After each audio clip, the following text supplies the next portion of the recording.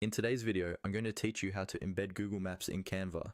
By the end of this tutorial, you'll be able to place an interactive Google Map directly into your Canva design, which is really useful for event invitations, travel guides, business flyers, or any project where you want to show a location clearly.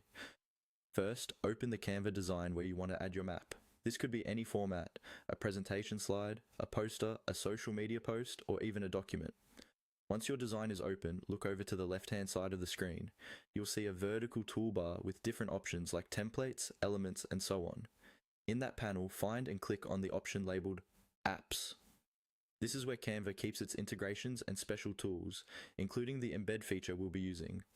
After clicking Apps, a new panel will appear with a search bar at the top. Click into that search bar and type the word Embed. Take a moment to spell it correctly, E-M-B-E-D, because Canva will use this keyword to find the right app for you. As you type, Canva will show some results below. From those results, look for the item that is simply called Embed. Go ahead and click on that. This opens Canva's embedding tool, which lets you bring in content from websites and services that provide shareable links.